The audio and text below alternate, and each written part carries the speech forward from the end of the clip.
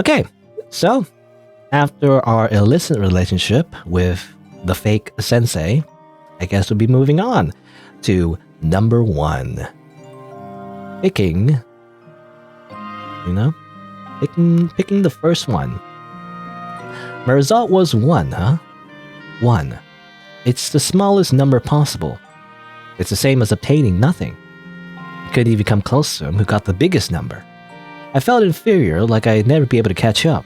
I was very disappointed in myself. I found myself sinking deeper into the depths of despair. Also, I think I added a word accidentally. Sometimes that happens. I don't know. I just fill in the blanks for some reason. Yeah, we got number 1. I mean, sometimes in different contexts, having a 1 is actually a good thing. But I guess rolling a dice, a 1 is bad. Like in Dungeons & Dragons, rolling a d20. In D&D, getting a 1 is usually a bad thing. Let's roll the dice. Who is it this time? Technically the first one, I did the opposite way, I guess. I believe originally when the game was being made, the episodes were actually, they came out in a very specific order, I guess. That wasn't just 1, 2, 3, 4, 5 or something. I don't know. I don't know the correct order though. That girl covered in wounds. Snake eyes, by the way? Is that what it's supposed to represent? It seems like all the girls have some kind of motif involving their number, right? They wear something on their body that represents the number. But this girl's wearing 2 of them, so it's like snake eyes. With love that transcends dimensions and common sense.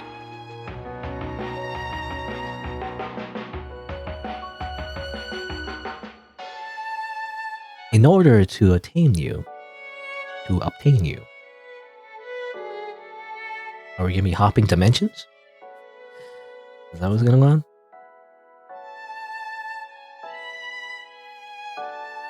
Now the die is cast.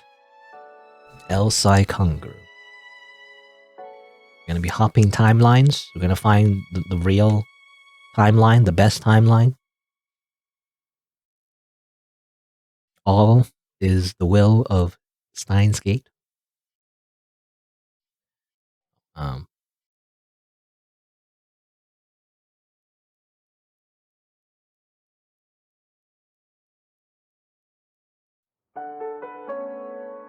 My name is Metaro. Also, this dice actually looks scary now, because it used to be like the dice represents the number, right? But now it looks like just one giant eyeball, and somehow that's a little scary, actually.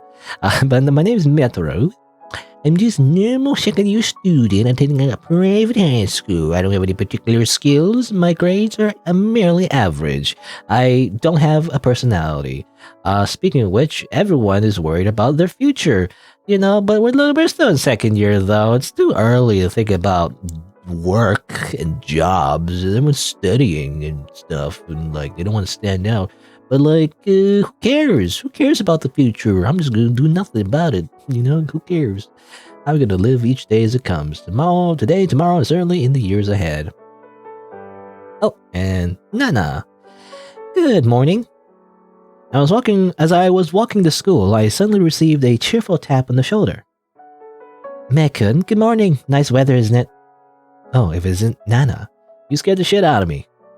This girl is Nana, my girlfriend. Oh, okay. We've come full circle, because I remember starting at number 6. In number 6, Nana was our girlfriend. Seems like at number 1, she's also our girlfriend. In every other row, she isn't. She was my childhood friend, but right now she's my classmate in the same year as me. Hey, I made lunch for you today too. Let's eat it together during break. We're in different classes, but even so, I never miss partaking in my girlfriend's handmade meals together at lunch and walking back together after school. How rare that you haven't slept in. Did you get up properly today? Sometimes the characters do the thing. I mean, their pupils, kind of like, is it dilate? It's not dilate. It's they shrink rather. They do what's it called? It's called senpaku. It's when you see the whites of their eyes or whatever at the top and the bottom. Makes them look deranged, which is kind of the point. But not, as far as I know, Nana has never turned yandere. Yeah, she does this expression little bit too often, I feel like. I don't know, anyway. Not only does she know that I'm not a morning person and always leaves at the last minute, but the little rascal just has to rub it in. Shut up, Sao. No. No. Why would you say that to your girlfriend? This is weird. If only you come to wake me up. No way, I'm not gonna baby you even if I live close by. Put in some effort to get up by yourself. Our silly back and forth yapping is a scene we both take for granted. Today would be a happy normal day as usual. Just Nana and I. From now on, forever and ever, our unchanging days will continue. So I thought up till now. Up till now. Just a little while before homeroom starts, the classroom is buzzing with activity. I guess today will be just as usual too. When class is over, the Nana will come at lunch break and we eat together. When the afternoon is over and school ends, Nana and I will walk and chat on the way home, just the two of us. Surely you could find this kind of normal daily life anywhere. Hey, Metro, I've got some good news. While I was at my desk, putting my bags away, someone comes talking to me in his usual cheery tone. This is my classmate, Yukimaru. Just like Nana, he's another childhood friend. He's a gaudy fellow, a famous flirt at school. He wasn't always like this though. He's usually cool and collected, but right now he's grinning with excitement. Hey, did you know? Today there's a transfer student coming to our class. On top of that, she's a girl, and the guy who saw her says she's really pretty. Oh, I see what's up now. Yukimaru is well known to have a thing for cute girls. No wonder he can get so hyped up over one beautiful transfer student. However, I'm also a guy, so I can't say that I'm not interested either. Sorry, Nana. I'm going to NTR you. A female, you say? Pushes up glasses? That's awesome, isn't it? I feel like I'm gonna get a boner just by looking at her. What? I want to meet her soon. Is that like a normal thing that... I don't know. I'm just thinking back to my school experience, and I don't know if like my friends would say that. You know, that like, hey everyone, I'm gonna get a boner. Wow, isn't that great? It's like, what? It's kind of weird. Why would you say that? Like, don't talk to me. Anyway, I guess he's really looking forward to it. Yukimaru's lost in his fantasies again. He has a nice face, but such a shame that it's wasted on him. Isn't that drool dribbling from his mouth? If only you didn't act this way, you'd be popular with the girls for sure. Girls might think we're dirty, but this is how we men bond. Is it? I don't know. That's the thing too. Look, maybe I'm the weird one, but I always hear about guys who like watch porn together, you know? And that's just really weird. Why would you want to have why would you want to gather in the room with a bunch of other guys watching porn with like, you know, isn't that just weird? That's just weird. I don't know, man. I don't get it. Anyway, if Nana happened to catch us talking about these things, she's gonna beat me up. I better be careful. After a moment, homeroom started. The homeroom teacher took a breath and then told everyone about the new transfer student. There she is, the transfer student. Then they opened the door to let in a girl with a gentle expression. She was tall and stylish, and her graceful gestures attested to her good upbringing. She was wearing a red cardigan and black tights, without so much as a hint of bare skin. Can you do that? Can you change your uniform like that? You know, I mean, I guess there's choices maybe. And it's also a private high school, so maybe the uniform style, I guess, is more lax, or the policy. Anyway. Nice to meet you all. My name is Saiko, spelled this way, I guess. I'm assuming all the Saikos have different ways to spell it, I guess. You know, I think that was mentioned a few times before. Maybe, I don't know. I feel like sometimes we don't get the kanji for it, though. I mean, maybe it's obvious when it's in Japanese. When it's English, you know, it's not always explained. Anyway. Everyone, I will be in your care from now on. Completing her self-introduction in an elegant manner, the girl named Saiko brushed aside her long, silky hair. Upon seeing this, several of the boys let out a cheer. You know, the very anime thing to do. Yukimaru was no exception. His eyes glowed with admiration. Quite literally, his eyes were glowing with light. He was going Super Saiyan. Without a doubt, he would try to go for her. I pity him, though. So this is Saiko, huh? Her name's not uncommon, although it seems nostalgic for some reason. Is this my imagination? As if there's like a bunch of Saikos in different timelines that I've interacted with. I think the transfer student is looking at me. That can't be right. I must be too self-conscious. Well then, Saiko-chan, please use the empty seat. At the teacher's prompting, the transfer student nodded and headed for the desk. Hold on. Speaking of empty seats in this class, it's the one right next to mine. You mean such a cute girl be sitting beside me? I'm so lucky. I'm a little embarrassed because that's usually where I put my bag, though. As soon as she took her seat, I could smell a pleasant aroma coming my way. This is bad. The next thing I knew, my crotch started to react. Okay, this is the boner route, I guess. We just get boners all the time. I am the bone of my sword. Reminds me of Fate Stay Night, to be honest, where Shiro always talks about how he gets a boner. Well, maybe not like literally, but well, I guess if you played the H version. Anyway, yeah, that's a kind of a complaint I had with Fate Stay Night, you know, the original visual novel. It's just Shiro just all about like, oh wow, this girl is so beautiful. Wow. Like, come on. This is impossible. Why do girls give us such a good smell? No. If not found out about this happening right under her nose, I'd be lucky to be allowed just a beating. It's nice to meet you, Mektora-kun. The transfer student politely greeted me with a smile, sending my mind into a world of flowers. Oh, having a pretty girl call my name and sitting next to me, it's too much to handle. Huh? Speaking of which, how did she know my name? Oh, whatever. She must have got it from someone. Having concluded as much, I greeted her back. I'm now going to proceed to cheat on my girlfriend, and no consequences will happen, right? Is that how it works? Maybe? Possibly? I don't know. After school, Nana and I, just the two of us, were heading to the station. I go to school by foot, but while Nana takes the train. So we walk to the station together. A short date under the guise of taking Nana to the station. Just a little walk, but it's the only time we get to spend alone with, Nana. By the way, the transfer student was pretty cute, wasn't she?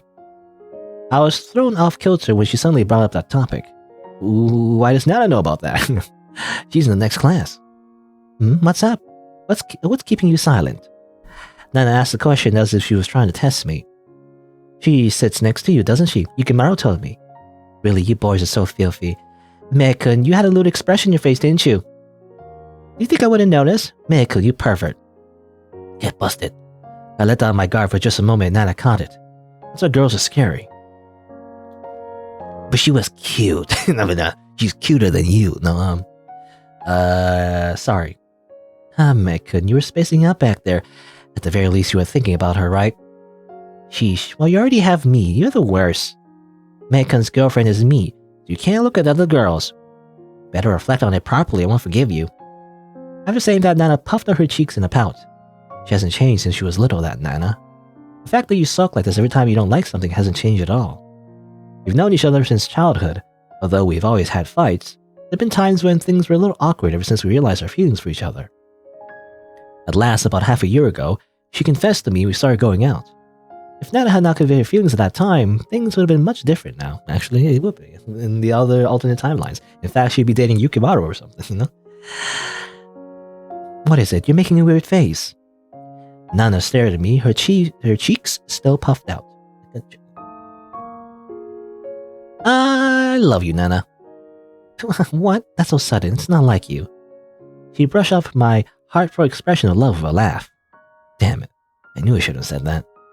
You only say that kind of thing when things are looking bad for you. If you think I let you off that easily, you're making a big mistake, you know. But, thanks. Nana muttered herself while blushing softly. Even though it's not like me to say something sappy like that, to see Nana like this was worth it for sure. With these thoughts in mind, we walked off into the sunset. And then we quite literally walked into the sun and we burned alive. Amazing.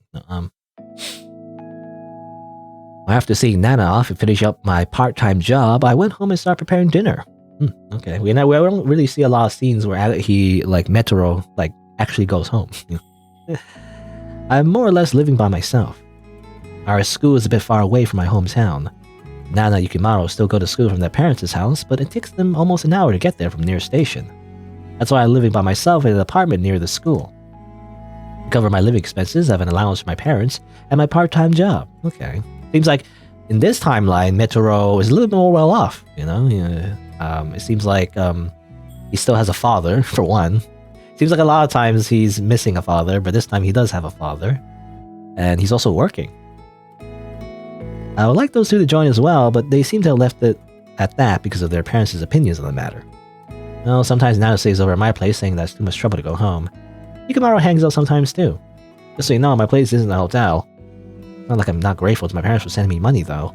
It can't be taken for granted that parents will look after their children's best interests. And there are families who want to but can't. To be honest, I'm really grateful they're taking such good care of me. Was it back in middle school? Because my father had an affair, there was a time when my parents were seriously considering divorce. They'd gone through a lot, but in the end, everything seems to be fine now. Affairs, you say, yeah. I hope that my parents will continue to get along in the years to come. Okay, it's interesting, yeah, definitely. So his parents stayed together this time. While waiting for Nana's homemade frozen food to heat up, I filled my bowl of rice. The way she used Tupperware to separate her daily portions like this is truly a lifesaver. I'm sure Nana will make a good wife. When we graduate, I wonder if the two of us will live together, and maybe even get married. I was stuffing my face with food thinking about such random things, the intercom rang. Who might it be at this hour? Suspiciously, I opened the door. Good evening. Sorry for suddenly dropping by. My name is Saiko. I just moved in the next door the other day. Seems you were out yesterday, so I wanted to greet you today. Ah. To my surprise, Stagley was the transfer student who just came to our class today. Saiko. You must be Metaro-kun from my class, right? Wow, what a coincidence. What a coincidence, you don't say. Saiko smiled from the bottom of her heart. I was so charmed I couldn't help but smile. Did she just take a bath? I could smell a nice smell on her. A smelly smell. Once again, I'm Saiko, who just moved in next door and pleased to meet you. Here, if you please. It's only a mere trifle, though. Smiling gracefully, she handed over what looked like a high-class gift. Just based on the outward appearance alone, it seems expensive. There was no way it's just a mere trifle. I wonder what exactly I just received. I've got to give something in return. By any chance, are you in the middle of dinner? Sorry to disturb you. She looked apologetic as she saw the half-eaten food spread on the table. I told her don't worry about it, and she deeply lowered her head. No, it's my timing that was bad. I'll be more careful from now on. What a good girl. By the way, are you living all by yourself as well? My parents sent me money though. I see. What a strange coincidence. It's the same here as well. Upon hearing my reply, she smiled softly. Well, please call me if you have any trouble. There must be many things a boy living alone has to deal with. I'm great at cooking and housework, so I can help. Surely it can be some of use to you. What is this development? As a young man living on his own, such an offer is deeply appreciated. Having a super cute neighborhood, having such a super cute neighbor as a housekeeper, such a luxury. Isn't it too perfect? Of course, I couldn't say that out loud when the person in question is right there. Your feelings are good enough for me, I was about to reply instead. No need to hold back. The truth is, I just moved here, so I don't have any friends. If you don't mind, I'd be very happy if you could talk to me, Mitaro-kun. Upon hearing this heaven-sent proposal, I couldn't help but relax. Sorry, Nana, but men are like this. We're creatures that think with their lower body. Again, mentioning about divorce. Anyway. Suddenly, a ringtone blared out. My smartphone, which I placed in the living room, was ringing. I guess it's Nana. He usually calls at this time. I only have a choice here. Interesting. It really is like I feel like this is the NTR route where we cheat on our girlfriend and stuff. You know, I really feel that's what this is all about. I don't know. I guess I'll save here. Anyway, all right. Do we answer the phone or we don't answer the phone? Well, it is our girlfriend, so let's answer the phone. Well, I don't want Nana to get the wrong idea. I apologize to Saiko and then rush over to answer the phone. Oh, there you are, Metaro. You finished your part-time work? I just wanted to hear your voice as soon as possible, so I called the usual time. Did you take a bath yet? Just now, Enter. Installing.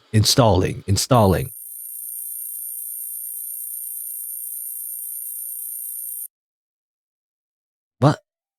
What is this place? This is exactly what happened to me. I answered Nana's call and suddenly my vision was distorted with noise. How are you feeling? When I looked up, I saw there was a large window on the ceiling through which Saiko peered at me with a satisfied look on her face. Looks like it actually worked. I'm so glad. Saiko's eyes widened like crazy. She looked very happy. What's that? What happened? Does Saiko know? You have no idea why you're here, right? Your puzzled look is wonderful. I've stored Metaro-kun inside my smartphone. Is that how it works? Huh? Now we'll never be split apart again. That girl, what is she talking about? No one can disturb us here. This world is mine and mine alone. Oh, now I can have you all to myself. I'm tired of having to be separated.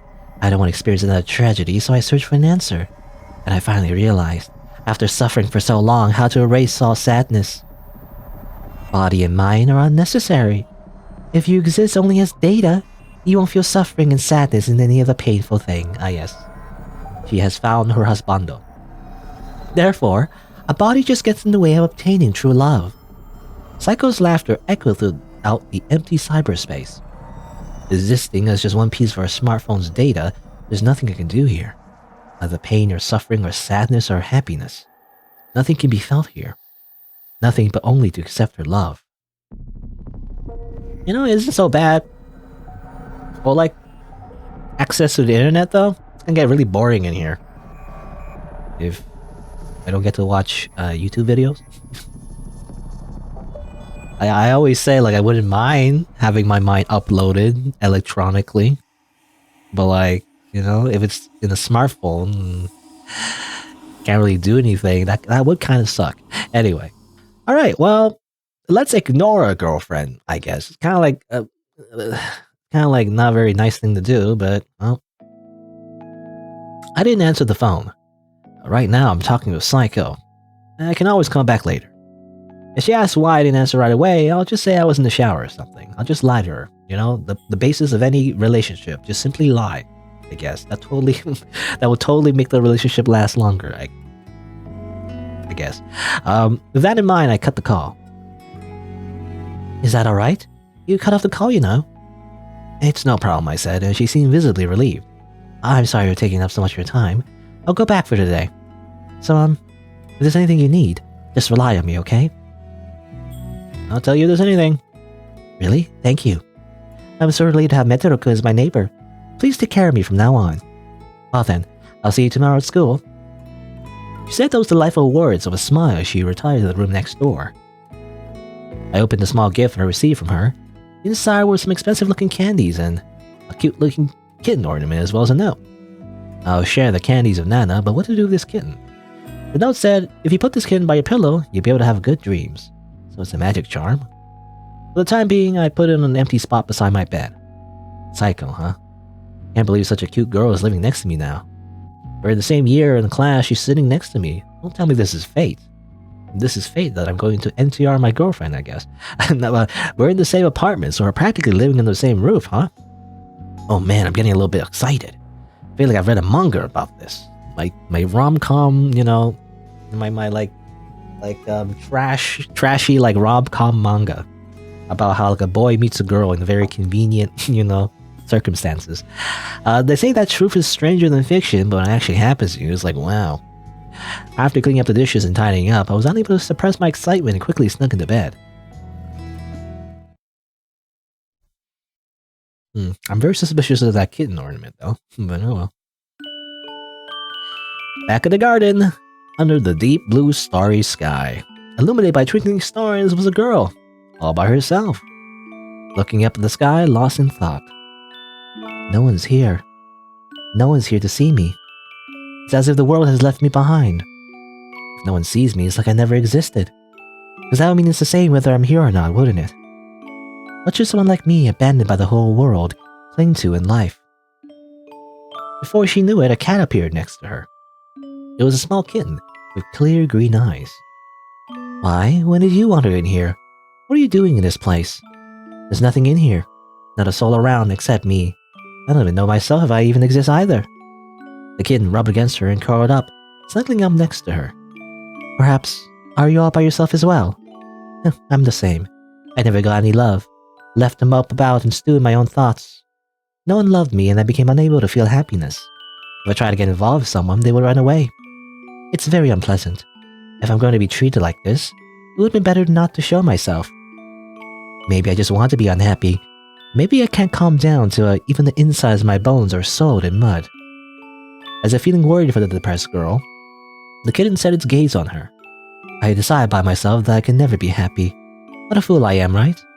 Because I'm so perverse, no one in their right mind would want to associate with me.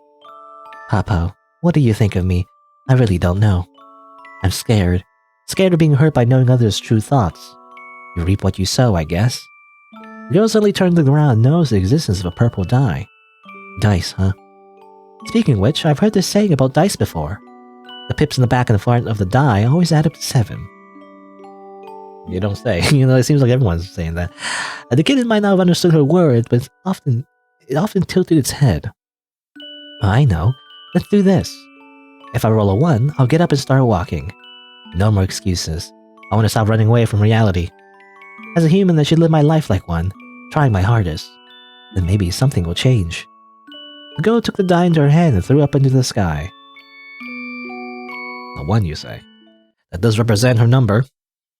Also, I see, usually in the garden, though, usually the girls meet, like, the previous, girls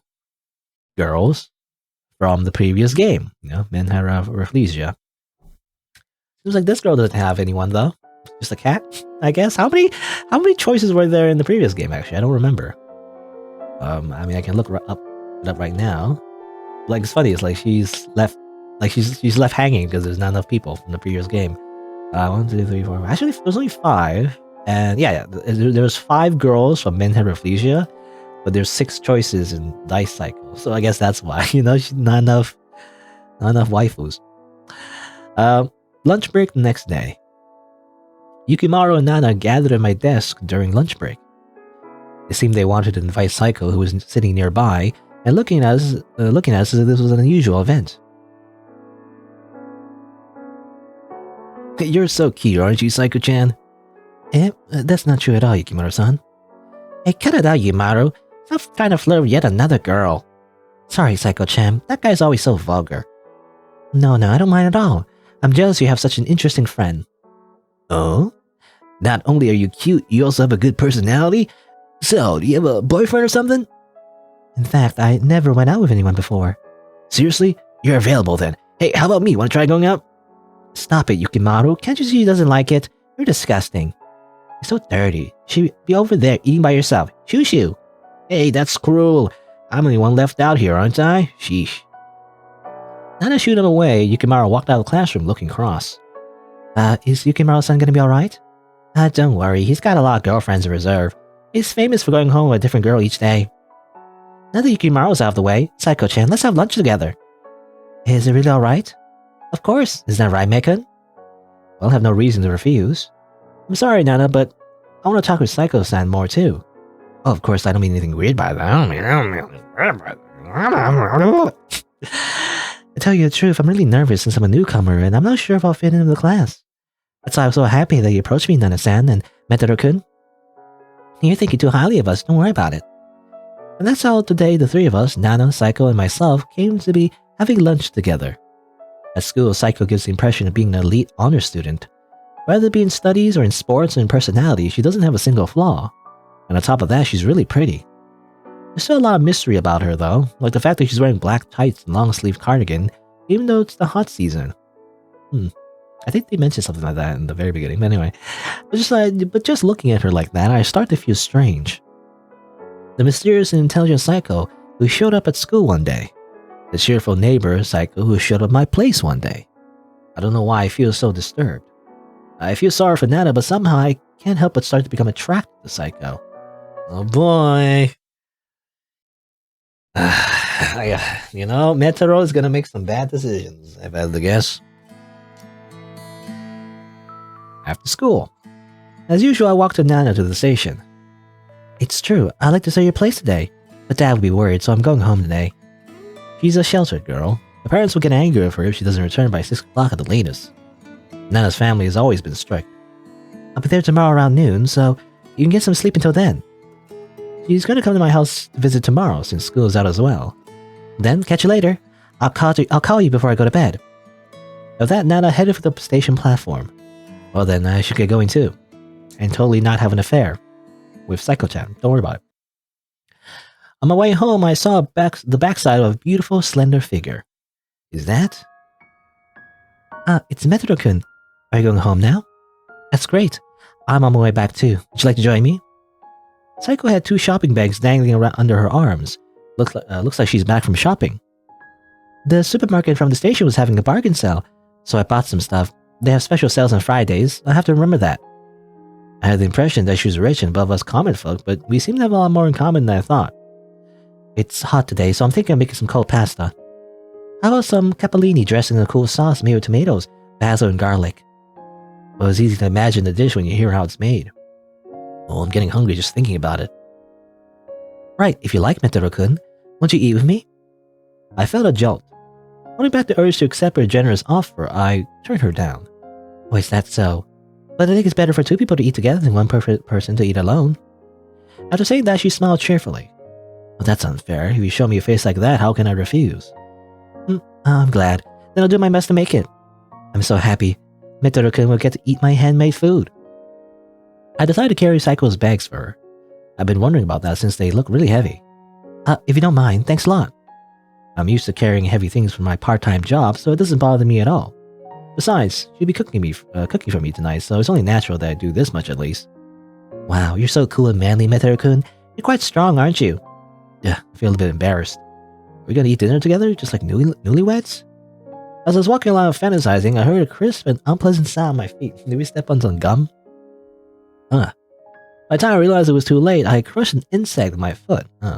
You know, that happened to me once. Not outside, but it's kind of disgusting. A little bit gross, but I do remember one time when I was going to the bathroom, I think late at night, and it was kind of dark. And I think I stepped on something like soft and wet, and I was like, what is that? Like my bare foot, you know? And then I turned on the lights and everything, and I checked, and it was a spider. It was like, kind of sad as well. I don't know. I try not to kill spiders actually, because they say spiders help with killing all the other insects in your house. So I don't actually try not to kill spiders, but there's that one spider. I guess it was on the floor, and I accidentally stepped on it. I didn't see it. And it felt kind of disgusting. Anyway, I felt kind of bad, even though it's just a spider. I don't know. Anyway, I mean, I have no qualms about killing other types of insects, though. However, because like cockroaches, I do not like cockroaches. Anyway, when I lifted my foot in apprehension, its green bally fluid was stuck to the bottom of my shoe. Even though it happens all the time, I don't feel good about it because it doesn't matter how big or small it is. It's still a living being. I felt sorry for that poor thing. Do you feel sorry for it? Saiko asked me. I nodded in assent. Why do you feel sad about it, when all life will end one day anyway? Have you heard of this thing called nihilism? The only difference is whether it comes earlier or later. But there's no need to feel sad. Ah yes, she's very edgy. Fluid spilled out of the insect's body, and its slender legs were still twitching. Weak as it might be, it was still trying its hardest to live. And furthermore, suddenly Saiko ground the insect with the sole of her shoe. Seems like it's still barely alive. Better to finish it off in one blow. You have to take responsibility for the life you've taken. She's staring straight at me, her eyes stagnated and murky. I was a bit perplexed by the sudden change from her usual self. To show mercy halfway through the act would be far more cruel, don't you think? Death is salvation, and I'm sure that's what it wants. Metaro-kun, the true kindness is to finish it without hesitation. So said Saiko, quietly, laughing. Like a psycho. This insect was mashed to the ground so no trace was remained. Totally not a red flag at all. Anyway, and then we proceeded to her house, and I just ate her cooking, and everything was fine. Don't worry about it. Totally not signs of a psychopath. As soon as she arrived at my place, Saiko took out the ingredients and began preparing dinner. What was the meaning of her actions back there? That look on her face was scary just remembering it. I've never seen that side of Saiko before. Which do you prefer, fish or chicken? I was lost in thought before I knew it, she was standing right in front of me. I was so surprised I backed away by instinct. I'm having trouble deciding what kind of salad to make, so I thought I'd let you decide. Netero-kun, what would you like better, tuna with mayo or chicken salad? I'm sorry for acting so freaked out when you just came to ask me what I wanted in my salad. But still, tuna with mayo or chicken salad, both are not bad. Can't go wrong with either. But for today, me personally, I like tuna and mayo. It's very delicious. I feel like people don't like it for some reason. I don't know, to me it's very delicious. Yeah, make sure to use real mayo though. I remember when I was a kid, my parents would always use that fake mayo. What's it called? Miracle Whip or something? Or is that something else? I'm not sure. It's like that fake mayo that's like tastes horrible. You have to use like actual mayonnaise, just normal mayonnaise. Not even like I feel like when you say real mayonnaise, it's like you're being snobby about it. But like no, it's just called literally mayonnaise, not anything else. And it tastes way better. I don't know. Understood. I'll make a tuna mayo salad then. Well then, it's almost ready, so wait a moment. After receiving my order, Saiko exuberantly headed to the kitchen. Phew. I'm sure glad that Nana isn't here right now. If you think I'm cheating on her, yeah? If she saw this scene, I'm definitely a dead man. But I'm doing it anyway. I'm betraying her trust behind her back, just because, I guess. Even if it's just a natural course of events, it would be terrible if your girlfriend found out that you brought another girl home and had them cook for you. I mean, we only know Saiko for a short time, so it would definitely cause a misunderstanding. This time alone with Saiko is also precious to me. I feel a little guilty doing this behind Nana's back, so I better enjoy this moment while it lasts, you see. I don't feel guilty about the fact that I'm cheating on her. I just want to I'm going to enjoy, this for myself, I guess. Because I'm just that bit of it. I'm just that much of a jerk. Thanks for waiting. Here you go. Enjoy. She brought out a cold pasta dish that looked like something you get at a restaurant, with a salad and a soup, and a trick that was probably made by herself too, a single slice of lemon. The presentation is beautiful and very authentic. It's like a restaurant set menu. Makes you realize that the possibilities for self-catering are endless. Can't believe it's possible to have such a gorgeous meal at home. I gulped and swallowed my saliva. First, let's try one bite. No, it's delicious. Really? I'm glad it suits your taste, Metro-kun. Saiko began to eat too, elegantly of course. If she was my girlfriend, I could have a feast like this every day, all the benefits. If I simply, if I just simply broke up with Nana, if I simply just cheat. No, this would be too disrespectful to Nana. Nana's not a bad cook at all. Rather, this is just too good. Her cooking is just a little clumsily made, but the flavor's delicious. You can tell a lot of love went into it. Huh. While eating, Saiko's face suddenly turns red. Right now, it's like we're lovers, isn't it? Ugh. I'm kidding. I'm sorry. I know you're surprised to hear me say this suddenly. It's been a long time since I had dinner with someone, so I was kind of happy.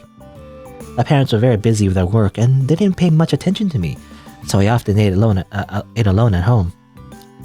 Come to think of it, I still haven't told Saiko that Nana's my girlfriend. You should probably mention that. Set boundaries. Unless you're just, you just want to cheat. I really feel like Metaro just wants to cheat. He's a freaking cheater. I mean, man. Nana's in a different class, so if they don't bring it up, Saiko wouldn't know. However, it's difficult to find the right time to come on and just say it. And if this comes to light, our relationship so far will be lost, as if that is something to be as if that is something to be worried about, if you didn't have any bad intentions in the first place, but you do, Metaro-kun. You do! It might create a distance between me and Saiko. I never understood it before, but this is how people who cheat and have affairs feel. I found myself unable to let go of this relationship. After we finished our delicious dinner, we watched TV together. This is a travel show called Yep, Today's Thursday. The show aired several years ago, but is now being rerun. It stars a celebrity from Hokkaido called Koizumi and it's become quite famous. I've watched it a few times, but it's still interesting to see it after all these years. I've never seen the show before, but it's so interesting. Koizumi and Sosata's free-spiritedness, they're both so outrageous I can't help it. It was her first time seeing it and she liked it. I didn't get the impression that she liked comedy very much, but today I saw a new side of her, cracking up in laughter like this. I'm sure the creepy stare wherein I squashed that insect earlier was just my imagination. Yeah, it was totally just, it didn't even happen. I decided to leave it at that. Half an hour flew by and the program ended. I'm curious about the rest of the story. This is a rerun, isn't it? I'll have to hop over to Amazon for the DVD. Amazon.com. Saiko's eyes lit up as she said this. Come to think of it, I think there was a DVD in my house that Yukimaru left behind the other day. Yukimaru probably forgot that he left it at my place anyway, so I wouldn't hurt to lend it to her for a little while. Don't worry, I forgot the DVD. I blurted out as I stood up and tripped on my leg. Ugh. I lost my balance and fell on top of Saiko, just like a typical rom-com protagonist. Yeah. I just instinctively just groped her breasts. This is, this is highly inappropriate, but it's just played for laughs in romantic comedy animes. That's totally normal. My hand was firmly caught on Saiko's chest. The soft, bouncy feeling caused my IQ to drop precipitously. I don't know how to say that actually. Precipitously.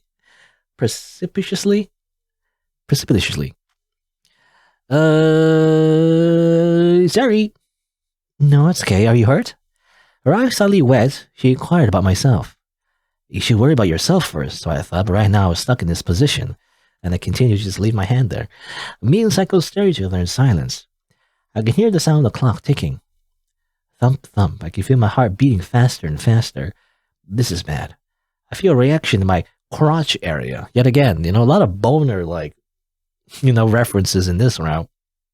I know the YouTuber route, in the previous route, at least, how long is it? Two routes ago?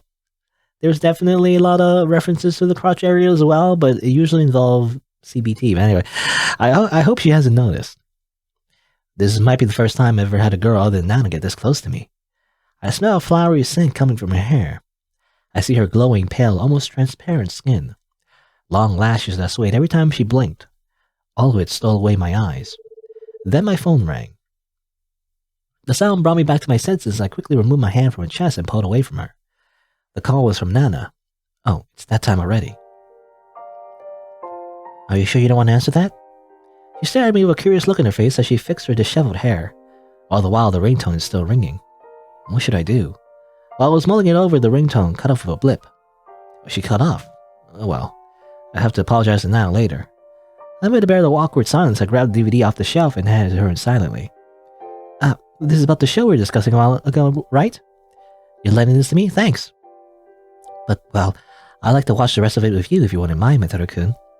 I feel like I definitely enjoyed it more than watching it by myself. Well, she would say that. If that's the way it is, it can't be helped, right? My jaw loosened by instinct as I thought about it. To tell the truth, I was a little happy to have an excuse to see her again. I want to continue watching from where we left off today. If it was okay with you, Metodo-kun, would you like to have dinner with me again tomorrow? Since tomorrow is Saturday, we don't have school, I thought I'd take the time to make some sweets for you. I'd like to say I'm happy to, of course, but Nana promised to visit me at my place tomorrow. It would be good for her to see this. There's definitely a part of me that wants to spend time with Saiko. What should I do? I feel like last time we, did not go with what Saiko-chan wanted. Bad things happen, but, let's see. Yeah, even though we've gone this far, how about we stay loyal to our girlfriend, like a normal person, or at the very least break up with her first before we start pursuing another girl. I don't know, man. Sorry, I got stuff to do. Okay? Daga kotowaru. I can't betray Nana. How about another time? I turned Saiko down. I see. That's too bad. Saiko's eyes glazed over and she had a sad expression on her face. Do you hate me? I was startled by those words. No, that's not what I meant at all, I quickly replied. Before I knew it, the light had gone out from her eyes. I don't know how you feel, Metodo-kun. I don't care who you like or who you think lovely about. I like you, Metodo-kun. That's all that matters. That fact is enough for you, right?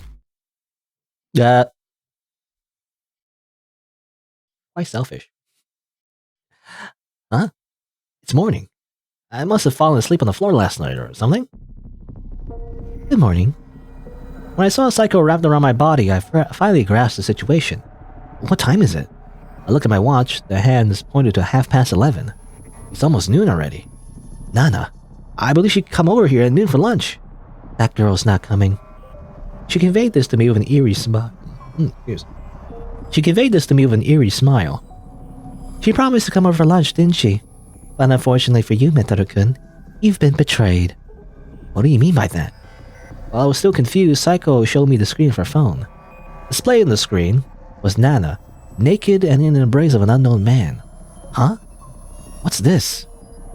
Seems like she found a better man. Metaru-kun, you've been cheated on. Ah yes, Uno reverse. You've been fooled all this time, and there's much more you don't know. Oh, Metaru-kun, it hurts, doesn't it? Isn't it painful? You can cry if you want. I'll soothe your pain. The sooner you forget about someone like that, the better. Don't worry, I'll give you lots of love. From now on, she will be the one to love me. Okay.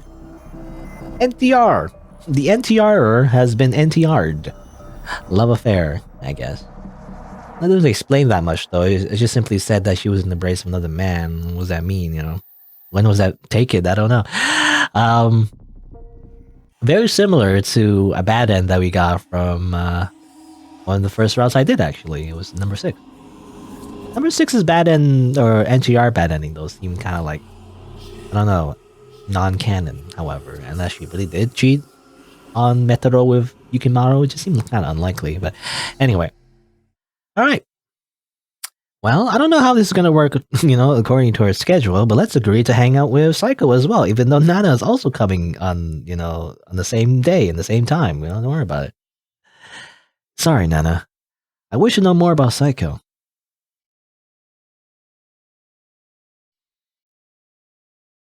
We're just gonna, we're just gonna be like an asshole. Anyway, inside a dimly lit alley, there was a boy and a girl. They must have gone into this narrow side street to get away from the scrying eyes of the public.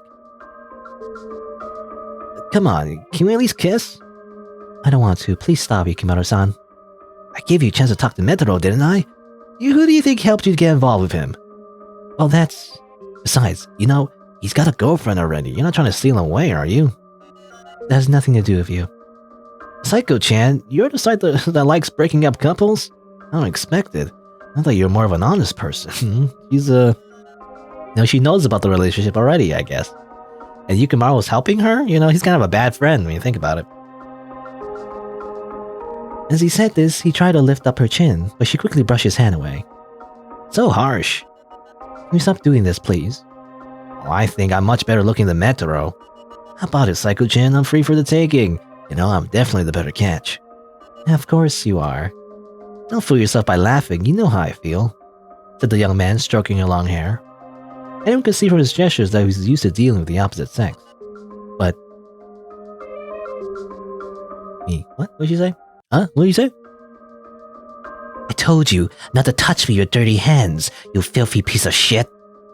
The next moment, the young man's body went numb and lost his footing. Before anyone noticed, the furious girl had armed herself with a stun gun. Whoa, Saiko-chan, that's dangerous. No, stop. Paying no heed to his words, she pointed towards the young man again. Zzz, don't tase me, bro! Ah! An intense crackling sound rang out. Ah! Stay away from me, you worthless piece of trash. All you're good for is screaming, aren't you? She coldly stated as she kicked away the young man who was crawling at her. Ah! Droplets of blood spewed from the young man's mouth as he collapsed onto the ground. I understand. Sorry, I apologize. I won't have anything to do with you. Forgive me, please. The fat young man curled up in a small, unthreatening pile. Already he no longer had the strength to defy her. My body belongs to Metaro-kun alone. It's not for scum like you to defile it, understand? She pressed her heel hard against the young man's back. Okay. Well, he got wrecked. You know, how legal is a taser? I know in Canada, like, you're not allowed to carry a stun gun with you, you know? I don't know. But I know in America, I think you're allowed to bring pepper spray, right? But, at least in Canada, you can't actually. I don't know how legal stun guns are in Japan. Because in Japan, I believe, just like in Canada, you can't just like carry weapons around, right? I don't know if it counts like tasers, but anyway.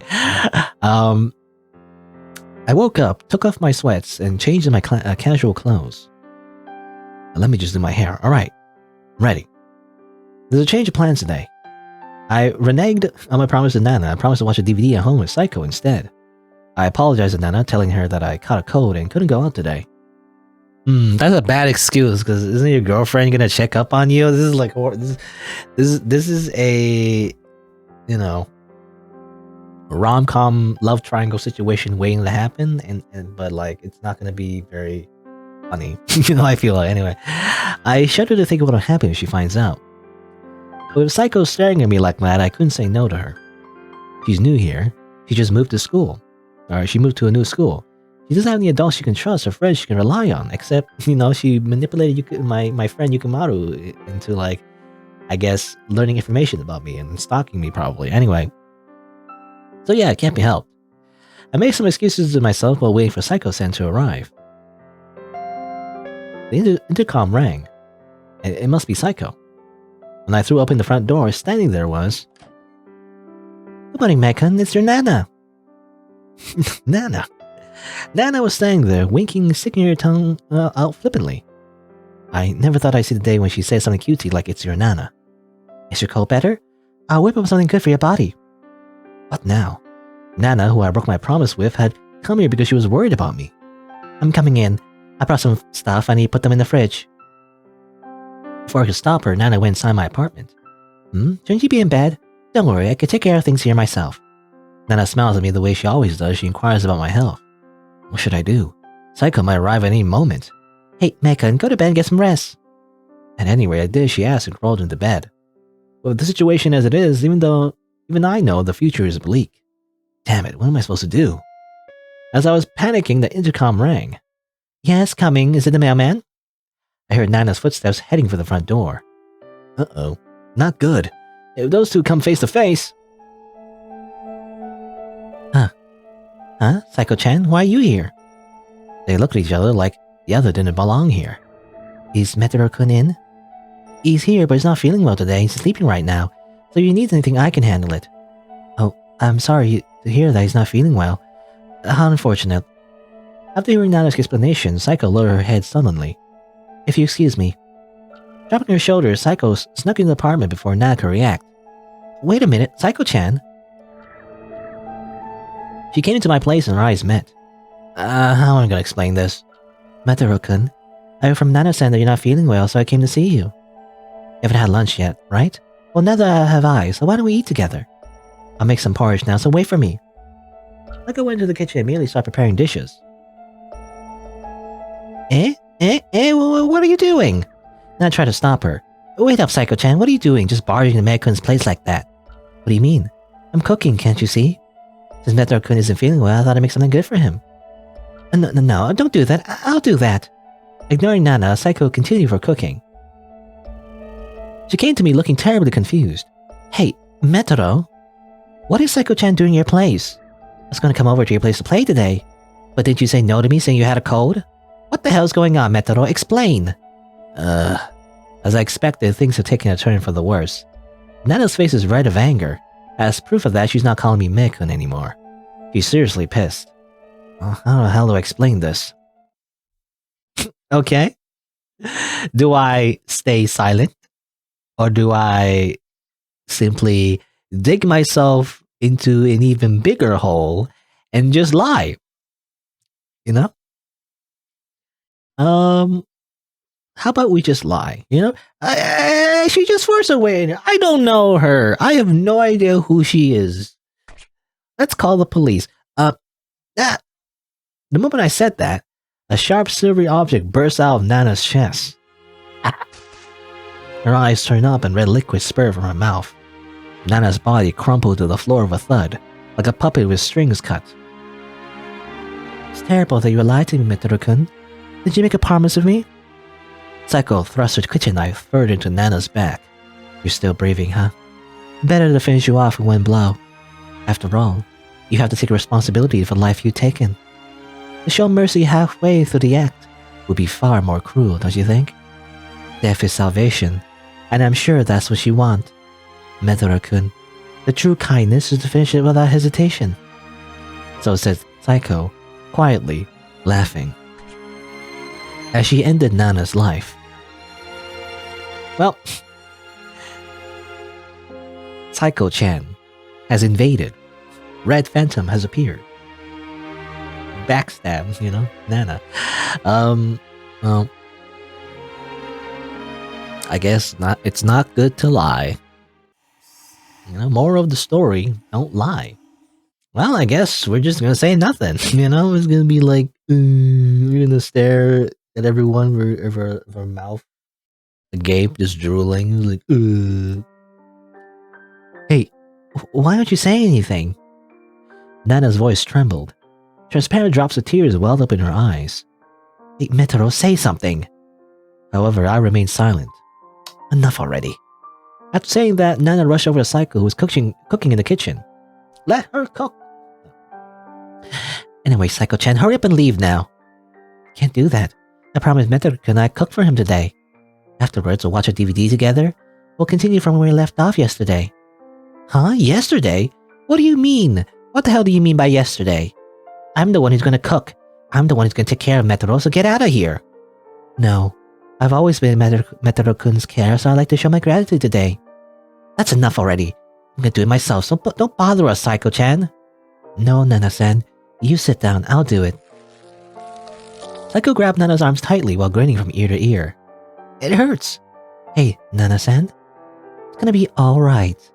I'm good at this, so don't worry a thing. Her eyes were dull and smoky, like a cloudy sky. There wasn't a ray of light reflected in them. She slowly raised the knife towards Nana's wrist, which Saiko had grabbed. Help! No! Nana shrieked as she broke free and ran straight out of the apartment. She got away. I was gonna chop her up and put her into the soup. No, what's she so scared about? You're so strange, Nana-san. Thanks for waiting, Metaro-san. Now we can finally get started. Alright, hey, Metaro-kun. It's about time we drop the formalities. You can just call me Saiko. Don't keep calling me Saiko-san like I'm a stranger because we're not strangers anymore. I felt sorry for Nana, but I enjoyed my day off with Saiko. I really liked the way she handled that knife. You see.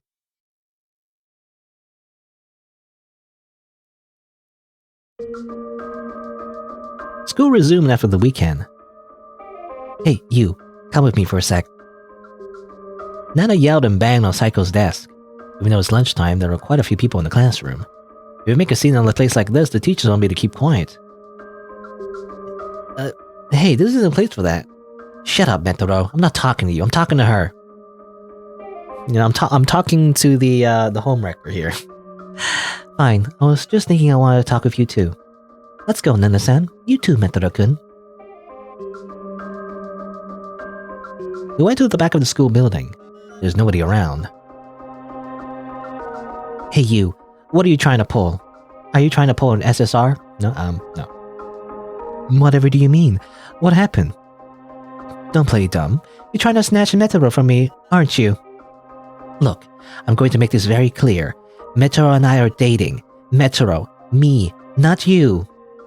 I can only keep silent, as like this big old coward, and watch as the two of them went back and forth.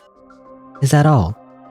What do you mean, is that all? Don't make fun of me. We've always had feelings for each other. Really? Saiko suddenly burst into a fit of mad laughter.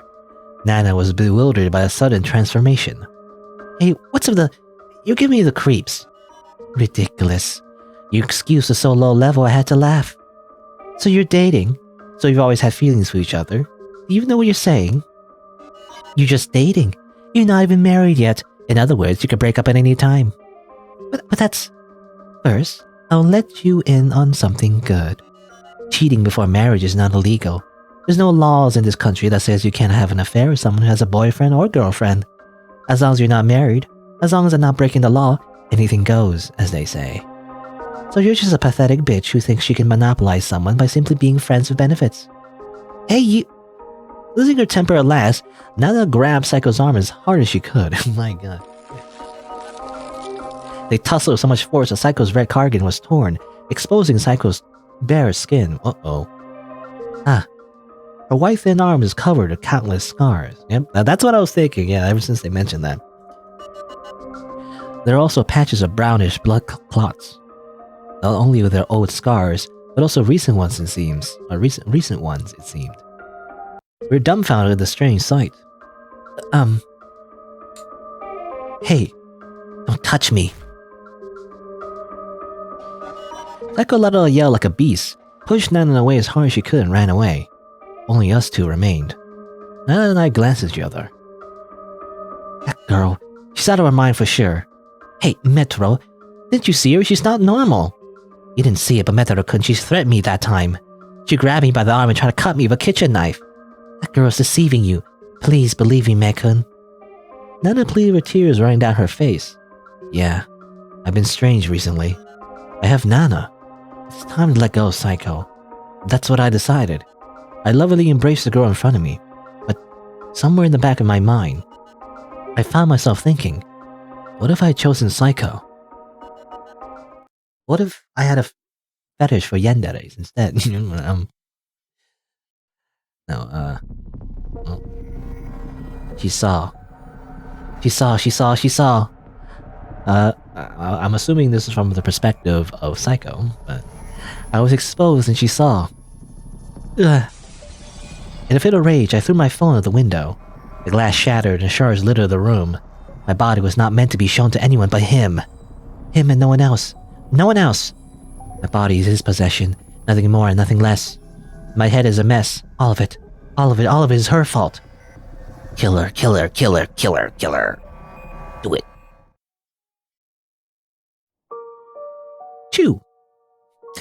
I can barely make out a sound. In this wooden apartment, you can hear anything that happens in the next room. Mwah. A seductive voice is coming through the wall. Who knew? Does it feel good, Metro-kun? It's as if she's right there in front of me. Love you. Okay, they're having sex, I'm assuming? Maybe?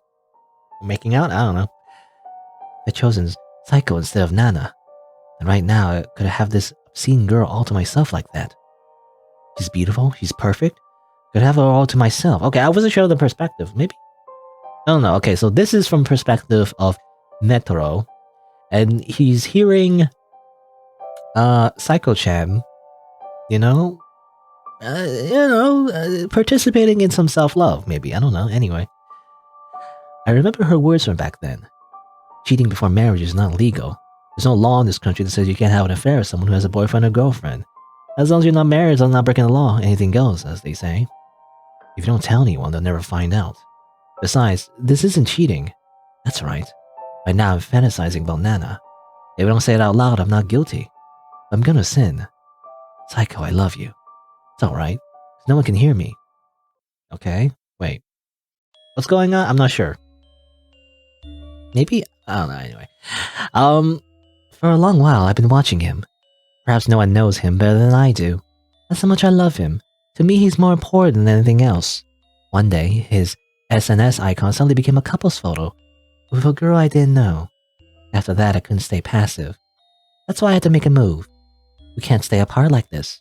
Because at this rate, he'll be taken by another woman. What was he up to since we last met? How did he hook up with that girl? Why did he become friends with Yukimaru? I looked up everything.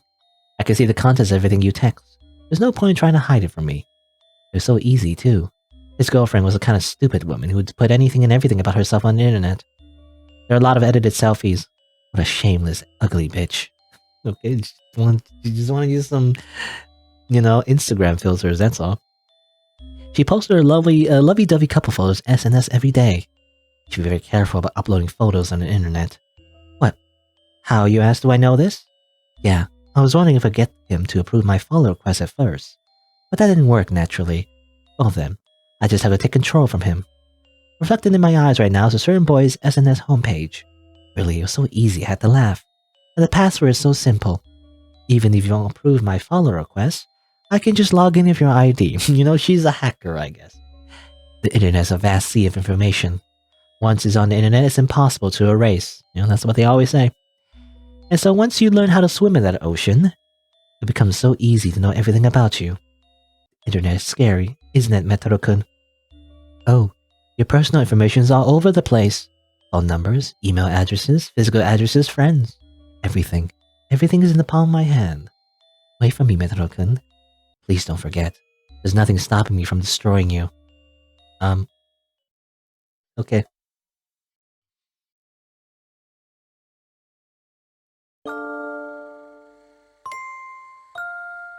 Under the deep blue starry sky, illuminated by twinkling stars, was a girl, all by herself. Looking up at the sky, lost in thought. I wonder if there used to be someone here. Or if there was no one here all along. What if I come here too late? What should I do then? What if someone you were supposed to meet left you behind and you didn't know? Maybe that also happened to me when I was still alive. If everything was already over by the time I was born till now, what was the value of my existence? A kitten with clear green eyes appeared beside her. The kitten rubbed against her and curled up, snuggling up next to her. What are you doing here, holed up in a place like this all alone? It's no use. I couldn't change anything. Before she knew it, the kitten was licking the reddened part of her arm. As I thought, you saw it too. But I don't feel any pain, so I'm fine. He said it too, that I looked painful. It was the first time someone other than Papa cared about me. I won't say anything about Papa. No, the less he knows, the happier he'll be. I honestly don't know anymore. Maybe I started looking for a reason, like for whose sake these wounds are for. Who am I doing this for? In the end, maybe this is just the embodiment of a scream that can't be put into words. I just wanted someone to worry about me. Am I really making the right choice by staying here? I hated everything in the world. I made excuses, I ran away instead of trying, and I was ashamed of myself for that. I wanted to exist not for myself, but for someone else. I want to be someone who can get over any painful experience for the sake of someone I care about. Is it arrogant of me to have such a big wish? I've been thinking a lot about it. I'm sure there's no right answer. It's hard being alone. It hurts. It's so painful to be alive. I'm sure that you're suffering too. I'll give you the release that you deserve. This place is a terribly cold and lonely place. No one can see you. No sunlight will reach you. Night lasts for eternity. Goodbye, this world. I am already no longer here. The girl began to walk away slowly, leaving everything behind in this place. And now that the girl was no longer there, only one thing remained. The bloody remains of the kitten were left lying on the ground. Well, of course. You gotta take responsibility for those you kill, right? No half measures, Walter. No more half measures, Walter. No half measures, Saiko-chan. Well, what is the garden supposed to represent? I was thinking the garden represents like the afterlife, maybe. Like that's where the girls go when they die or something, but maybe not. Maybe it's just symbolic. I don't know. Anyway. It was raining. Nana and I were sharing an umbrella side by side, snuggled up to each other. As usual, I'm on my way to drop her off at the station. In the rain, there was a shadow walking towards us. Hey, Saiko. Hello, Metaro-kun. Saiko stood there soaking wet without an umbrella and with a creepy smile on her face. Totally normal. Cut it out already. Why are you doing this? Why do you want to go to such lengths to tear us apart? I didn't mean it like that. If that's the case, then leave us alone, Saiko-chan. You're being a bother to me and Meg-kun. I'm a bother. You don't think so, do you, Metaro? Stare. Gee. Saiko's empty eyes were fixed upon me. Anyway, just don't have anything to do with us anymore. Come on, Meg-kun, say something. I couldn't say anything as the thoughts of yesterday came to mind. If I'd chosen her back then, there's a part of me that can't suppress such fantasies. Why would you say anything? Isn't it not natural? Metaro-kun and I have a very special relationship. We made lots of love last night too. I don't know what happened. I'm not sure what that scene was. Like I don't know if I thought Nana and Metaro were having sex, but actually maybe it was Metaro and her having sex. Her and Metaro and Saiko, or were they just fantasizing about that? And they didn't really, have sex. Anyway, I'm tired of hearing about your fantasies. Can't you knock it off? I'm not delusional. In fact, I know Metaro-kun's everything. Metaro-kun has chosen me from the bottom of his heart. Hey, Metaro-kun. Her lips twisted. What does she mean by this? Did she know that I wanked off to her moans last night? Okay, that confirmed. Okay, that's what they were doing. They were just masturbating. Okay, that's all. That's all they were doing. That's all. Anyway, it can't be. I didn't make a loud noise, so she couldn't have heard. Could it be? Oh, there's a small camera hidden in the kitten figurine I received that day. Yeah, I mean, that's what I was thinking too, yeah. There was totally a camera in there. Are you saying that all of this was seen by... You're wrong. She sounded like she was peering directly into my heart. Like she was spying on my very mind. You see, I'm actually living in Metaro-kun's place, and I sleep under his bed. What? That's where you live? You pay the rent, if you're living under my bed. Huh? So you really didn't know, huh, Metaro-kun? The room next to yours is vacant. No one lives there. And the voice I thought was coming from the walls of the next room was actually under my bed? That was not very good, awareness, Metaro. It was such a gift to be able to hear you up close. And Metaro-kun's sweet voice. I love you, Saiko. Indeed, I heard it with my own ears. You're kidding, right, Metaro? My heart was so full of your love that I thought I didn't need anything else anymore. So, Nana-san, what is it? Let's settle the score now. Who's more deserving him, me or Nana-san? Who does he truly love? Let's let Metaro-kun himself decide. The hell's up with that? Don't be silly. You don't have the right to stop him. No matter how much you deny it, this is going to happen. We should have done this from the start. So, Metaro-kun, you'll choose me, won't you? Metaro, let's just ignore her and go, okay? Saiko and Nana. One or the other. Please, make your choice now. Oh, can I actually choose? That's funny. Wait, hold on, can I save? I'm gonna save. That's interesting. It really is kind of like a cliche, romance visual novel where it's like a love triangle and everything, sort of. But it's not, it's also not that at all. So who do we choose? Nana or Saiko? I mean, it seems like Saiko would make sense. Alright. So what if I pick Saiko first, actually? I went over to Saiko's side and lightly embraced her. Ah, Metaro-kun. I'm so glad. I always believed in you. Saiko also put her arms around me. At the same time, I heard a clank and a splash of water. It was Nana. She dropped her umbrella and, while drenched in the rain, looked directly at me. She didn't say anything but stared. With empty eyes filled with an unfathomable darkness, staring at me and Saiko.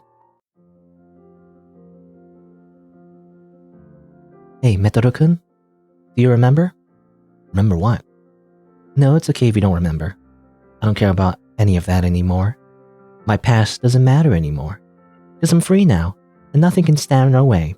But still, Metaro-kun, there's one last thing I have to tell you. What could it be? I'm dirty, filthy, I've done a lot of ugly things that will make you sad. The truth is, I don't deserve to be standing next to you. Still, no, that's why I wanted to hear from you. That you chose me. There you go, those are scars. It's quite red. No one was there for me when I needed it. My parents never looked my way because they said they were too busy with work. So when I wanted love, I turned to the outside world to find it. The result is this. This is a real me. Hey, Metaro-kun, even me, even this unsightly body, would you make love to me? Well, it doesn't look like I have a choice. It's not even clickable. Ah! Suddenly a loud bang rang out. My ears rung and my vision turned red. What the hell is this? It's like a perplexed voice. If I looked, I would have seen one of her arms was missing, and blood was pouring out of it. I had no idea what was going on, so I looked behind Saiko. Over there was the true Saiko. Finally, Nana has turned yandere with a freaking shotgun. Yeehaw! Was Nana standing there with a smile on her face that was twisted by madness. A shotgun was in her hands. You look like you're having fun. So why are you making that face? You never loved me anyway, didn't you? Or that was weird. It was Saiko said that first. No, it's not. I think that was her though. You know, anyway, didn't you? Don't get in my way. Oh, okay. No, they're fighting. Okay, I was just wondering how she could survive like a shotgun blast, you know? Saiko, who had lost one of her arms, flung herself at Nana. Ugh. You don't care about me, don't you? Was I just a plaything to you? I'll kill you. Ugh. You didn't really like me much anyway, right? That's the extent of your love, right? Everything you ever said to me, I like you, I love you, everything is all a lie. Saiko's body was already in a state that couldn't be described. Her hands and her feet were already gone. Still, Saiko was crawling on the ground, trying to keep going. To my side. You can all just go die. I'll destroy it all for you. What? What's so funny? Because I'll never lose to you. I don't care what happens to me. But you, I'll never let you have Metoro-kun. As soon as Saiko said that, she collapsed like a puppet with strings cut. In a panic, I ran to Saiko and held her in my arms. Took a lot of shotgun blast. Heck. Metoro-kun, I was so happy to have you love me, even though I was like this. Thank you for choosing me. At the very end, I can finally say that I'm glad I was born. So, I love you, Metoro-kun. In the end, those lingering words were all that remained. Silently, she closed her eyes. Disgusting woman. While Nana was distracted looking down blankly at the fallen Saiko, I quietly headed for the kitchen. What did I just... Before she could turn around and look at me, I pushed Nana down. And like that, I got on top of the dumbfounded Nana. What? What are you doing, Metoro? I'm sure I messed up somewhere. So I have to settle the score myself. No half measures. Even though this was hypocrisy, or a self-serving excuse, because the happiness I lost would never come back. This is how it has to be, Nana. You never leave things half done. True kindness is killing them all the way, I guess. Well, heretic. Where did she get that shotgun? You would think Japan will have strict gun laws, but no. Stun guns and shotguns. It's just easy to get, I guess. I didn't know this took place in America. Anyway. Oh. But you know what? The childhood friend always loses, so I always sympathize with childhood friend. I choose the bunny. Oop. I love Nana. Look, Metoro said so himself. Now don't get involved with us anymore. Metoro-kun, you're kidding, right? Didn't you hear me? I just told you, get lost. No, that can't be true. Of course it's a lie. Enough already, let's go, Metoro. Nana grabs my hand and pulls me away. No, don't leave me. Hey, I have your child in my belly. Are you going to abandon me? Hearing her confession, Nana froze for a moment. She gulped, but ignored Saiko's words and continued to walk away. You're not going to throw me away, are you? Don't throw me away, don't leave me. It's really in here. There's new life in my belly. It's yours and mine, the product of our love. Don't throw me away. Don't throw me away. Her mournful cries echoed through the pouring rain for what seemed like an eternity. How... Assuming she's telling the truth, how did she... Anyway, when we got home, Nana and I took off our clothes and laid down on the bed. By doing this, you could forget all of the bad things. That's how we felt. A lot has happened and my sins will never be erased. Okay, we just go home and then... Himekun, the truth is, I was scared that Saiko-chan was going to take you away from me. But then you chose me. A lot has happened, but in the end you came through, and that's enough. And Nana kissed me on the lips. Hey Mekun, no, Metoro. I love you. I must be the happiest man in the world to have her smile to her, have her smile all to her myself. I feel like it's a very dangerous situation. Oh, okay. Okay, I guess that's it. Wait, she could Nana look kind of different at the end there. I don't know. Anyway, that was a happy ending, I guess. I don't know. I guess that's it. We just chose Nana, went home, and had sex. That's all, right? And we forgot all about that Psycho-chan nonsense. You know, she simply just disappeared in the rain with her supposed baby. Also, the game kind of lagged there. That was kind of, I was wondering if it was going to be a jump scare or something. It's like, actually, she hacked the game or something. But no, I think it's just, the game just lagged for some reason. Kind of weird. Wait. No? Wait, what?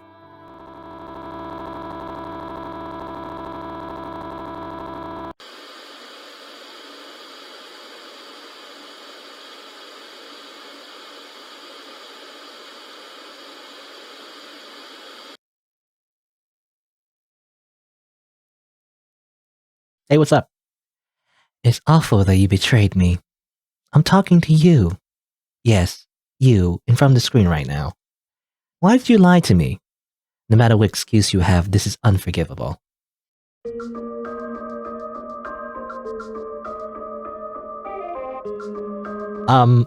Okay. Let's settle the score now. Who's more deserving of me? Who does he truly love? Let's let Meteor himself decide. The hell's up with that? Don't be silly. You don't have the right to stop him. No matter how much you deny this is going to happen. We should have done this from the start. So, Meteor-kun, you choose me, won't you? Meteor-kun, let's just ignore her and go, okay? Okay. Wait a... She really is a hacker. What the heck? It really wasn't like... Okay, that kind of got me. I actually thought the game was like lagging or glitching or something, but like, no, as it turns out. She's just a bloody mess. I can't choose her. There's no choice. Just Psycho, I guess. I mean, I guess I'll save the game again, but I don't know if it matters at this point. I choose neither. I choose to be a virgin forever. Like, getting involved with relationships is just a horrible idea. You know, I'll get married when I'm like 60, okay? You know, when girls aren't so crazy. No. Okay, fine. One choice to get. I love Psycho. Look, Metaro says so himself. Now don't get involved with us anymore. Metaro, you're kidding, right? Did you hear me? I already told you, didn't I? Please, just go. No, that can't be true. Of course it's a lie. Enough already. Let's go, Metaro-kun. Psycho grabs my hand and pulls me away. No, don't leave me. Hey, I have your child. Meteor's child is in my belly. Deja vu. Hearing her confession, Psycho froze for a moment. Can you knock it off the ridiculous charade already? With a sneer and suspicious smile, she brushed aside Nana's words and continued to walk away. You're not gonna throw me away, are you? Don't throw me away, don't leave me. It's really in here. There's a new life in my belly. It's Meteor's and mine, the product of our love. Don't throw me away. Don't throw me away. Her mournful cries echoed the pouring rain for what seemed like an eternity. When we got home, Saiko and I took off our clothes and lay down on the bed. By doing this, you can forget all of the bad things. That's how we felt. A lot has happened and my sins will never be erased. I'll get to see her bloody scars. They're kind of there's a lot of it. You know, usually scars kind of heal and they don't look so red. I feel like this is a lot of red scars. I don't know. Hey Metaro-kun, the truth is, I was scared. I was afraid of being rejected by you. But then, you chose me. A lot has happened, but in the end you came through. And that's enough. And Saiko kissed me on the lips. Metaro-kun, I love you. From now on, let's be together. Forever. I must be the happiest man in the world to have her smile all to myself.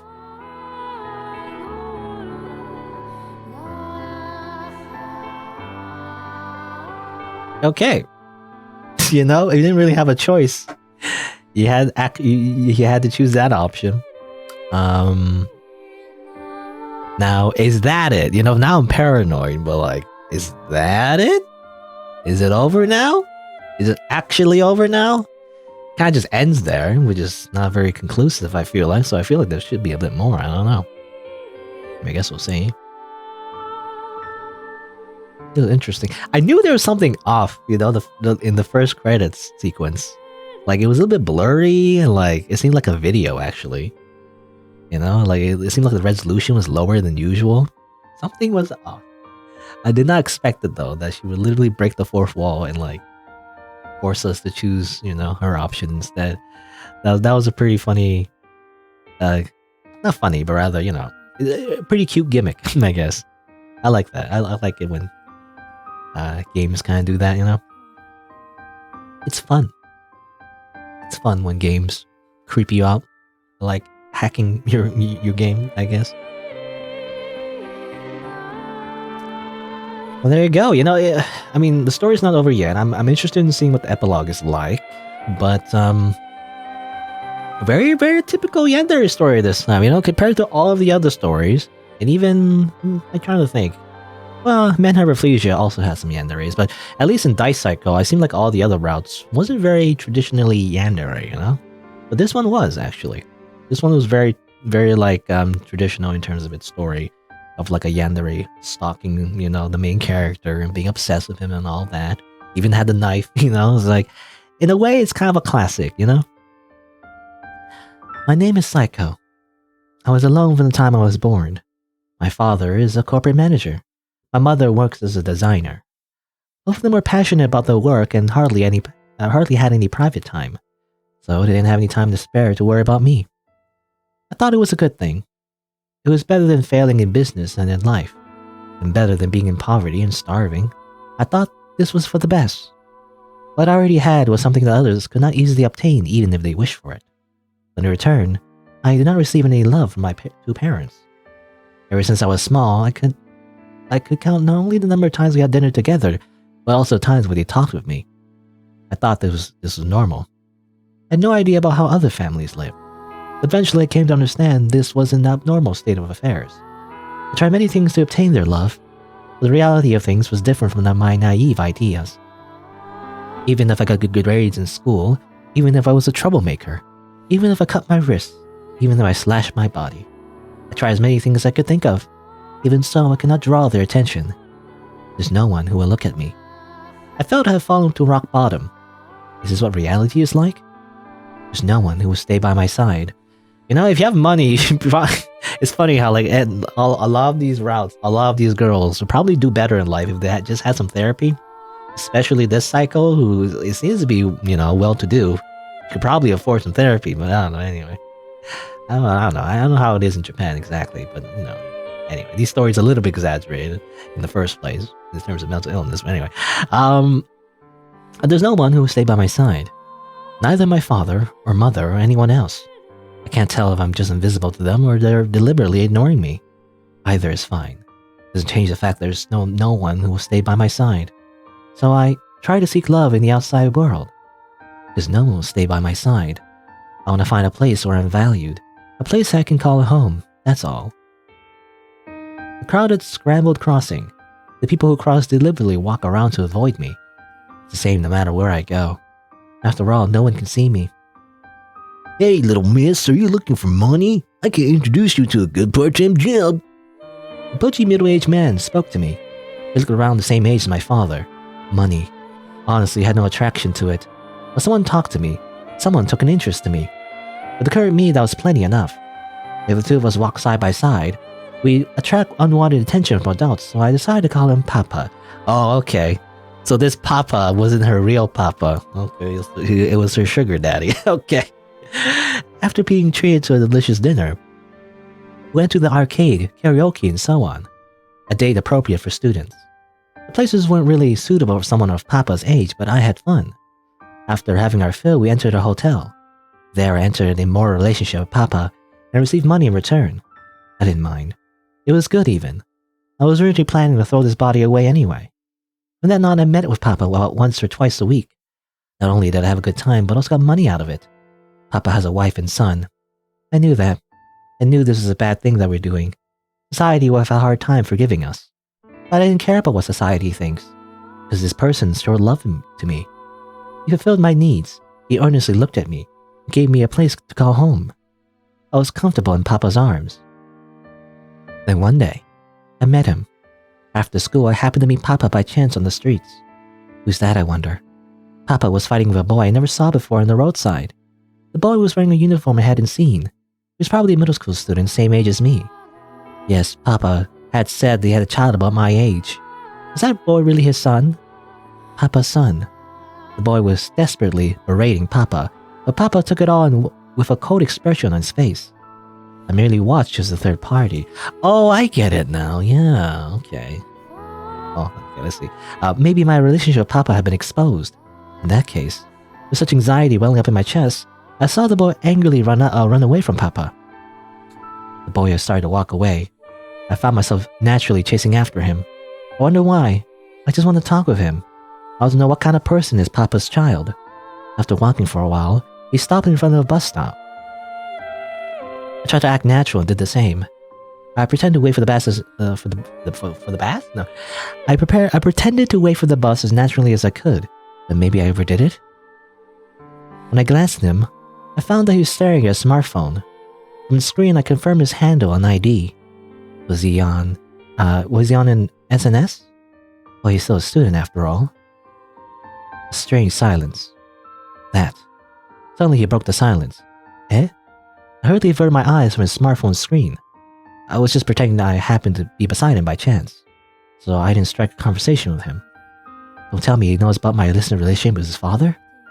Did he hear something about me from Papa? No way. Was I the cause of their fight earlier? Doesn't that hurt? Your arm is all red. Pointing at my arm, his face had a worried expression. So it wasn't that at all. It's a self-inflicted wound. But I wasn't going to say that. If that's a paper cut, then that must hurt quite a bit. That's not it at all. Are you alright? Yeah. But don't leave it like that. You need to get treated properly. Here.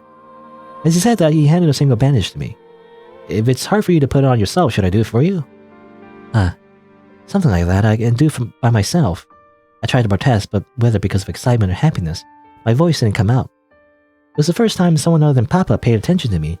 That was all I could think of. Look, give me your arm. He took my arm and started to stick the bandage on the wound. One's not enough, huh? Oh, it can't be helped then. With trouble small, he took out several more bandages from his bag. I wonder what was on his mind when he saw my wrist cut. Better not get involved with this girl. She's nothing but trouble. Something like that, maybe. Thanks.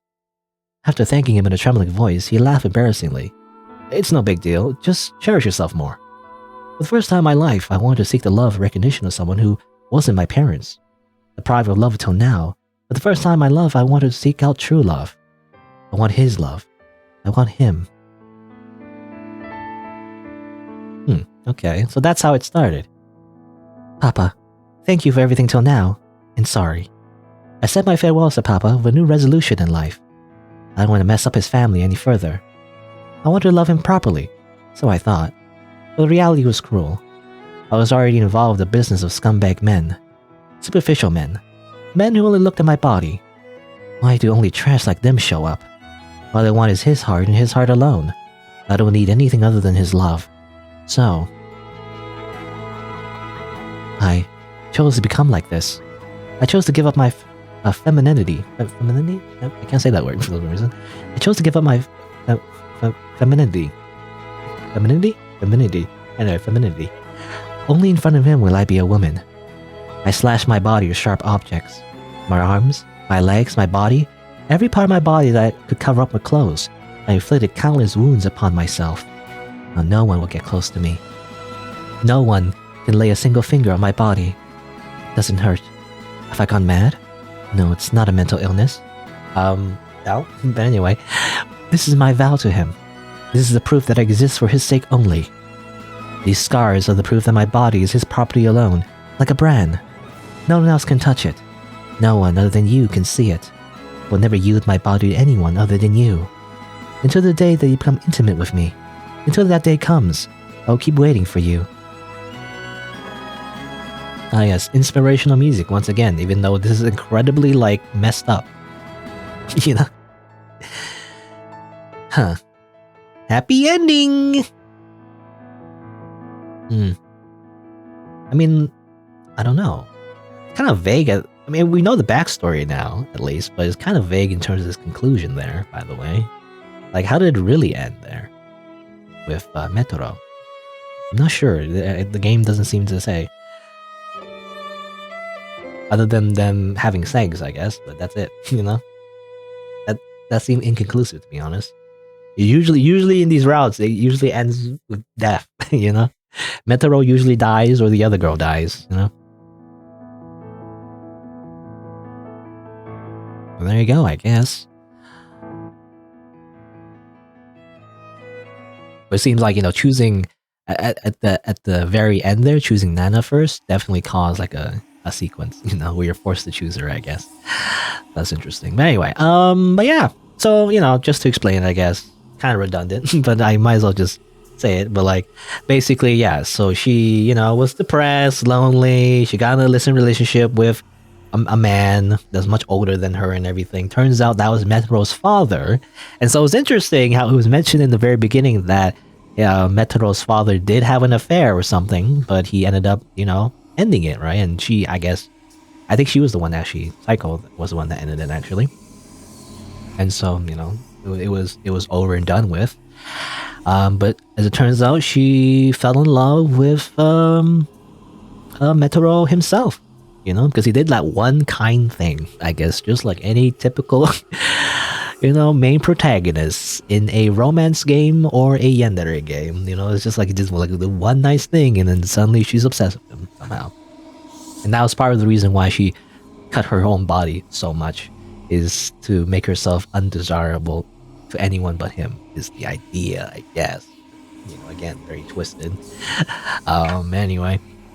I'm just thinking, like, what happened after that? I guess, she just stalked him, basically. Very classic stalker story, I guess. Classic, quote unquote. But, she just stalked him the entire time. Metoro himself, and Metoro himself didn't really know her, I guess, but she just kind of like, I'm assuming what she did was like, stalked him so much that she made herself seem as good of a woman to him as much as she can. It's very typical of yanderes, by the way. But like, she made herself like look very desirable to him, made him, made herself suit to his taste as much as she can. That's the idea. And it's very thematic as well, because you can see the parallels with her making Metoro's father cheat on his wife. Metoro himself is also cheating on his girlfriend with her as well. It's freaking. It's freaking like father like son, Now it comes full circle that she literally is a homewrecker for his dad and himself. It's kind of weird anyway. But I guess that's what happened. That what's it called actually? I mean, when she was like, I guess she was just prostituting herself, but I think there's a word for like high school girls, that specifically sell their time, I guess, to have like a relationship, whatever, like a fake relationship. Yeah, they give money and everything. I'm assuming that's the job that she took, but obviously there's a illicit aspect to it as well, I'm assuming. But anyway, like I can't forget what I don't remember what it's called, but something like high school girl like dates thing, whatever. Like you pay for dates, which is kind of sad, but like it's like a thing in Japan, at least underground anyway. But there you go. I mean, definitely interesting story. Yeah. I mean, all the stories have a lot of variety of them. Some are more like, I feel like, excessive than others in terms of its like, the way things turn out and the violence. Specifically the YouTuber one. That one was just kind of ridiculous. But they're all unique in their own way. I have to say. I mean, probably because I just played it. I gotta be honest, the Psycho-chan, like number 1, definitely stands out to me the most, I guess. Because like, classic yandere, and also she broke the fourth wall there. That kind of like surprised me as well. So the impact of that kind of stands out to me. So I kind of like her route the most, but probably because kind of like a recency bias, I guess. I just played her out, but. I like her the best, But anyway, but yeah, very, very cool compilation of yandere stories, I guess. It's true to its name. It's just a bunch of cycles, which, again, I really feel like all of this could be avoided if only they could afford therapy or at least go to therapy. They're literally all depressed. This is the root cause of all of this, is that they just simply had to have depression, and they just need to like work on that. But like none of them do, and they have unhealthy coping mechanisms. Some become serial killers, others just are like they burn themselves alive, and others just commit suicide. It's crazy. But anyway,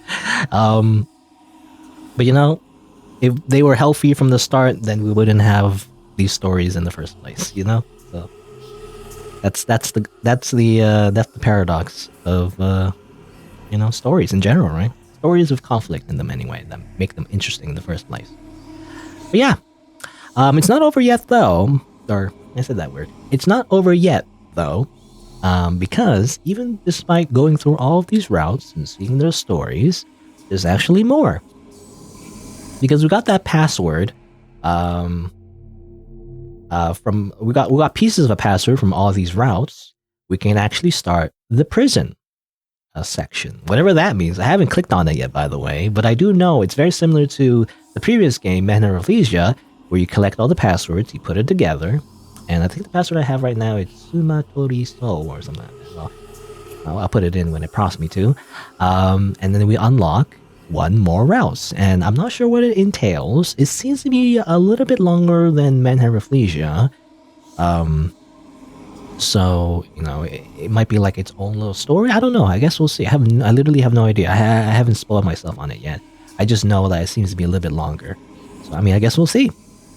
We're not done with Dice Cycle. There's one more thing we have to do.